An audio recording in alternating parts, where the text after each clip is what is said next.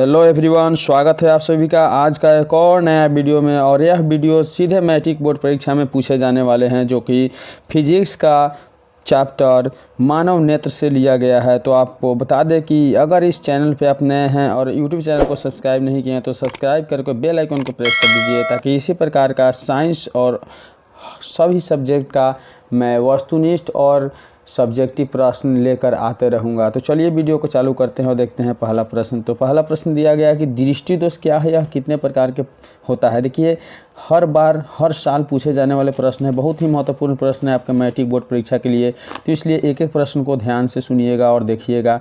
तो चलिए हम शुरू करते हैं। उत्तर तो दिया हुआ है कि जब किसी वस्तु का प्रतिबिंब आँख के रेटिना पर स्पष्ट रूप से नहीं बनता है तो इस दोष को दृष्टि दोष कहते हैं। अर्थात बता दें कि जब किसी वस्तु का प्रतिबिंब आँखों पे स्पष्ट रूप से नहीं बन पाता है, उस दोष को हम दृष्टि दोष कहते हैं। दृष्टि दोष मुख्यतः 3 प्रकार के होते हैं: निकट दृष्टि दोष। और निकट दृष्टि दोष के बारे में हम जानेंगे। निकट दृष्टि दोष को बता दें कि इसमें प्रतिबिंब रेटिना के पीछे बनता है। इसमें दूर की वस्तु स्पष्ट परंतु निकट की वस्तु स्पष्ट नहीं दिखाई देती है, जो कि यहाँ फिगर से दिखाया गया है कि निकट की वस्तु स्पष्ट दिखाई दे रहा है लेकिन दूर की वस्तु स्पष्ट दिखाई नहीं दे रहा है। अब चलिए हम बात करते हैं दूसरे नंबर का। दूसरा नंबर है दीर्घ दृष्टि दोष। इसमें प्रतिबिंब रेटिना के पीछे बनता है। इसमें दूर की वस्तु स्पष्ट परंतु निकट की वस्तु स्पष्ट दिखाई नहीं देती है। अर्थात बता दें कि दूर की वस्तु स्पष्ट दिखाई देती है और निकट की वस्तु स्पष्ट दिखाई नहीं देती है। अब हम बात करते हैं तीसरी के बारे में। तो तीसरा है अबिंदुता। आँख की लेंस में सममित के अभाव के कारण किसी एक वस्तु का प्रतिबिंब एक न बनकर कई बनने लगते हैं। इसमें किसी भी वस्तु का स्पष्ट प्रतिबिंब दिखाई नहीं देते हैं। अर्थात बता दें कि अबिंदुता में क्या होता है, एक ही प्रकार के वस्तु को अनेक प्रकार के प्रतिबिंब आँखों पे बनता है, वह अबिंदुता दोष कहलाता है। अब हम बढ़ते हैं अगले प्रश्न की ओर। अगले प्रश्न दिया हुआ है कि किसी यांत्रिक यात्री को आकाश नीले की अपेक्षा काला प्रतीत होता है, क्यों। किसी यांत्रिक यात्री को आकाश नीले की अपेक्षा काला क्यों प्रतीत होता है, हर साल पूछे जाने वाले प्रश्न है। तो इसका उत्तर दिया हुआ है कि अंतरिक्ष यात्री आकाश में ऊंचाई पर होते हैं जहां वायुमंडल नहीं होता है और न ही वहां का कोई प्रकीर्णन हो पाता है, इसलिए उन्हें आकाश नीला नहीं बल्कि काला प्रतीत होता है। अर्थात बता दें कि वायुमंडल जो होता है वहाँ नहीं हो पाते हैं, क्योंकि वह आकाश जो है बहुत ऊंची है। तो इस प्रकार से वायुमंडल नहीं होने के कारण प्रकाश का प्रकीर्णन नहीं हो पाता है, जिसके कारण आकाश नीला नहीं दिखाई देकर काला दिखाई देता है। चलिए बढ़ते अगले प्रश्न की ओर। दिया हुआ है कि तारे क्यों टिमटिमाते हैं। बहुत ही महत्वपूर्ण प्रश्न है, हर साल पूछे जाने वाले प्रश्न है। तो तारे क्यों टिमटिमाते हैं, इसका उत्तर दिया है कि हवा की विभिन्न परतों में तापमान अलग अलग होता है, इस कारण उसका घनत्व भी कम होता है। इसलिए तारों से आता प्रकाश इन वायु के परतों में विभिन्न मात्रा में आवर्तित होते रहता है, अतः इस कारण से तारे हमारे नेत्रों में टिमटिमाते प्रतीत होते हैं। आपको बता दें कि तारे में जो विभिन्न प्रकार के प्रकाश जो होते हैं ना, वायु के कारण क्या होते हैं, आवर्तित होते रहते हैं। इसके कारण हमारे आँखों में वो प्रतिबिंब क्या बनते हैं, बहुत अनेक सा बनने लगते हैं, जिसके कारण हमें प्रतीत होता है कि तारे क्या हो रहे हैं, टिमटिमा रहे हैं। चलिए बात करते हैं अगली प्रश्न के बारे में।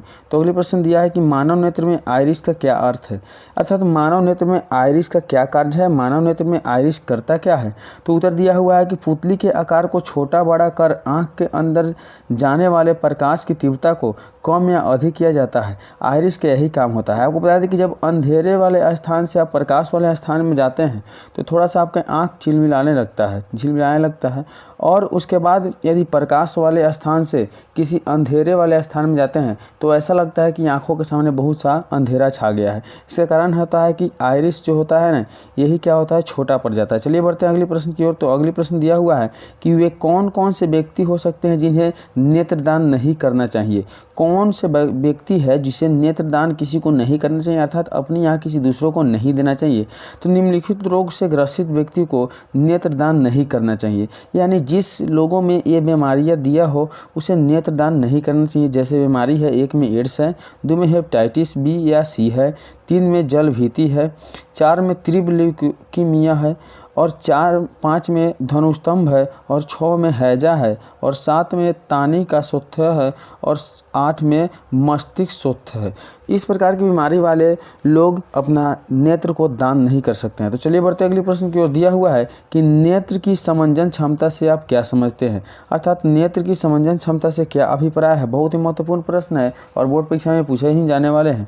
नेत्र लेंस की वह क्षमता जिसके कारण वह अपनी फोकस दूरी को समायोजित कर लेता है, अर्थात फोकस दूरी में अपना परिवर्तन लाकर समंजन क्षमता कहलाती है। इसी कारण से नेत्र अल्पतम दूरी और दूर बिंदु को नियोजित कर पाता है और सामान्य अवस्था में नेत्र की समंजन क्षमता 4 डायोप्टर होती है। अर्थात बता दें कि नेत्र की समंजन क्षमता वह होता है जो नेत्र की फोकस दूरी में परिवर्तन लाकर और दूर या और नज़दीक स्थित वस्तुओं के प्रतिबिंब और स्पष्ट रूप से रेटिना पर बनाता है, इसलिए नेत्र की समंजन क्षमता कहा जाता है। तो चलिए बढ़ते अगले प्रश्न की ओर। दिया हुआ है कि व्याख्या कीजिए कि ग्रह जिसे हम लोग सूर्य और चंद्रमा कहते हैं क्यों नहीं टिमटिमाते हैं। कहा गया है कि व्याख्या कीजिए कि सूर्य और चंद्रमा क्यों नहीं टिमटिमाते हैं, जिसे हम ग्रह के नाम से जानते हैं। तो उत्तर में दिया गया कि तारों की अपेक्षा ग्रह हमारी पृथ्वी से बहुत निकट है।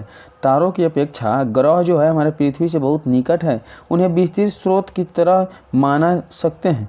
यदि ग्रह को बिंदु आकार के अनेक प्रकाश के स्रोत का संग्रह मान ले तो उन सभी से हमारे नेत्रों में प्रवेश करने वाली प्रकाश की मात्रा में कुल परिवर्तन का औसत मान क्या हो जाता है, 0 हो जाता है, जिस कारण वो टिमटिमाते नहीं है। तो आशा करते हैं कि वीडियो आपको अच्छा लगा होगा। तो मिलते हैं अगले वीडियो में, तब तक के लिए बाय। अगर चैनल पर नए थे, सब्सक्राइब नहीं किए हैं तो सब्सक्राइब करके बेल आइकन को प्रेस कर दीजिए। धन्यवाद।